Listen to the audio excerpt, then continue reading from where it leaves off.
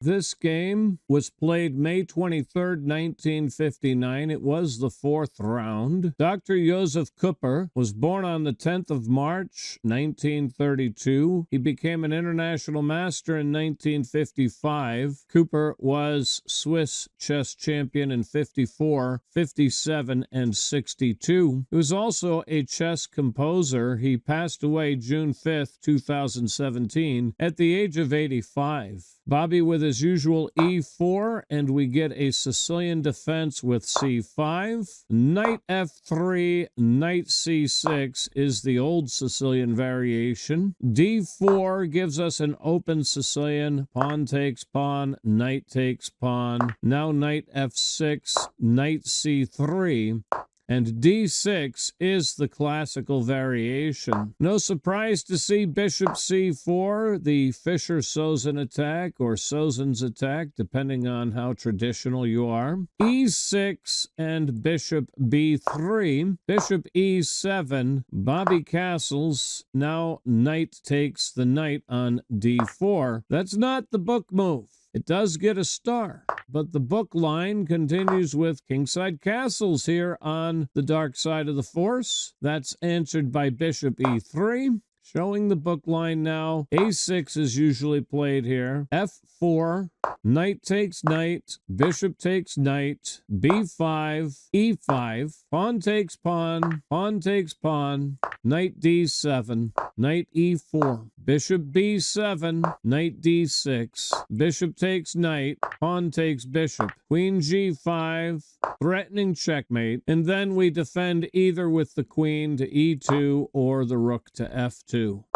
Coming back, that is the ECO line. Kupper playing knight takes knight here. Queen takes knight. Now black castles and king h1. Now why king h1, you may wonder? Well, no doubt he wants to push the f-man and he doesn't want to open the g1 a7 diagonal while his king is on g1. b6 was played here. Now f4 as predicted. More frequent, and that gets an inaccuracy, more frequent here is to bring the bishop to the g5 square. f4 is played, and bishop to b7, and speaking of more frequent and more popular moves, bishop a6 is the more popular way to go. After rook f3, d5 will be played, and after e takes d5, bishop to c5, and you're glad your king isn't on g1. Queen will come to d1, or sometimes you'll see the queen come over to a4 and put the question to the bishop,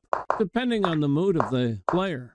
In this game, we have bishop b7, f5, e5 hits the queen, queen d3, now pawn h6, and that's going to prevent our bishop from coming to the g5 square. By the way, rook c8 in these lines is always thematic, right? But h6 in this game, rook f3 gets an inaccuracy. The bot calling for the completion of the development of the minor pieces. That's bishop d2. I thought interrogating my opponent's knight would be interesting. Let's see what I get here. Who's the best d4 player of all time? Well, that would be Garry Kasparov. Metaphysician prefers rook c8 instead of h6, so he likes my alternate line. Thank you, Metaphysician. They both got a star from the Stockfish pot. Bob has played in Zürich. That's awesome, at the Christmas Open. All right, I got a check mark for knight d5.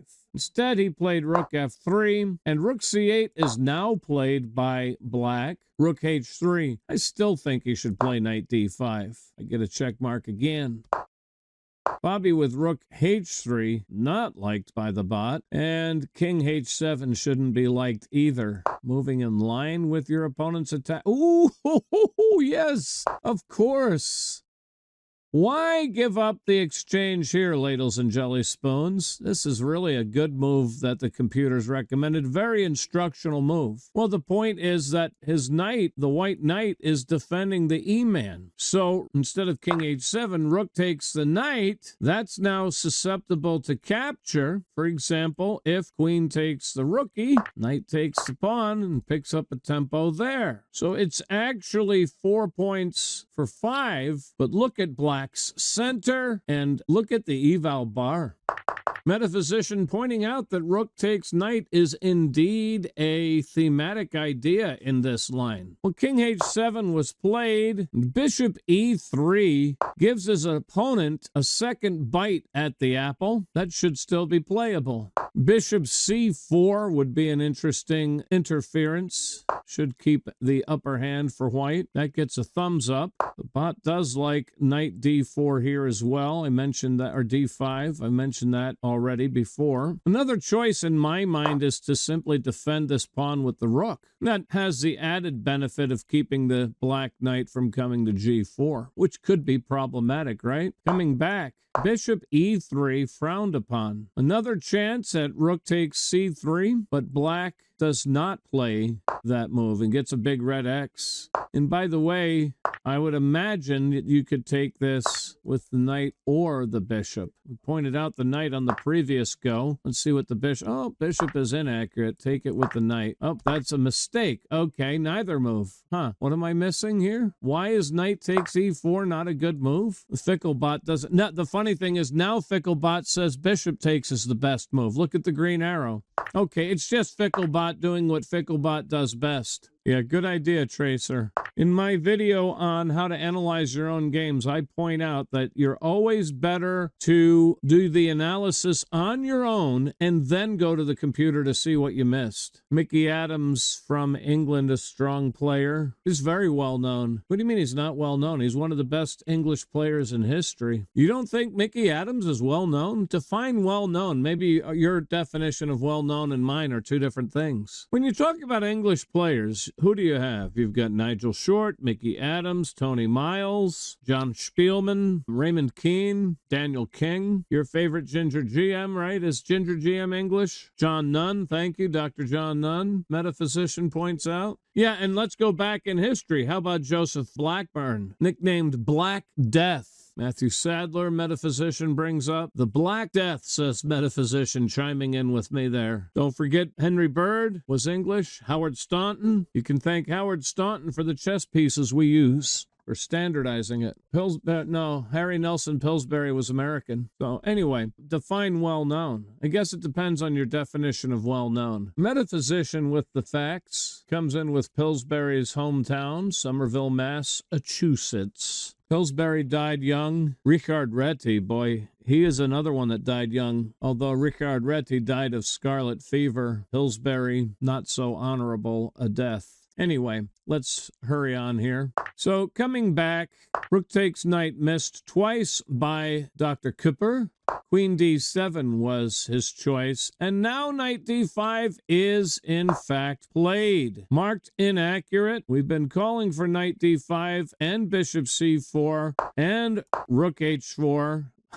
No, bishop d5 called for. Point of my move is to protect this pawn so that you don't have to worry about him taking your knight. Knight d5 played here. Bishop takes the knight. Bishop takes the bishop. Knight takes the bishop. Pawn takes the knight. Now bishop f6 from Kupper. Marked inaccurate. Quite an interesting suggestion by the bot here is e4. I want to play e4 because... Why? Why do I want to play e4?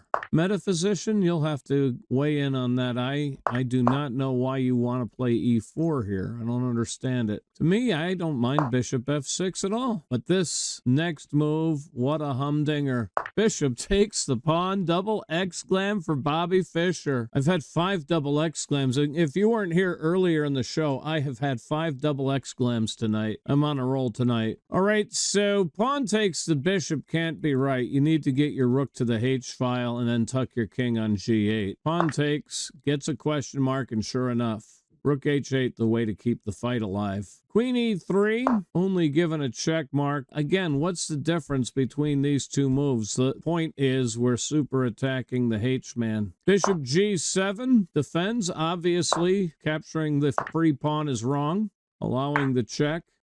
And then the check wins the queen. You can't block with the bishop because that's a self-mate, so you have to give away your queen. Thank you very much. So bishop g7 defends. f6 attacks the defender.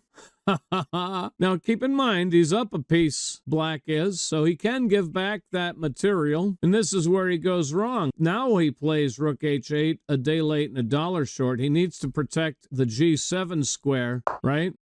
And then after takes, I'm defended. And the eval bar is still in favor of white, but it's less than a point, so it's still quite in the playable range. If you're between +1 and -1 on the eval bar at the top level here, that is often an equal game. White's got the advantage, but he also has a lot to prove. Note, black does have a central passed pawn, so it's not like black has no play here. It's 6-6. White's pawns are healthier than black's pawns, but black does have a passed pawn, and white can't say the same. I think you're right. I'm not disagreeing that Fischer would win this one way or another. I'm simply saying for we mortals, this is pretty close to equal. I don't mind black's position if I'm black. I feel like I can live with this. You know, I may even have some expansion in the center. This pawn is a bit vulnerable. My rook is bearing down on this pawn, etc., etc., etc.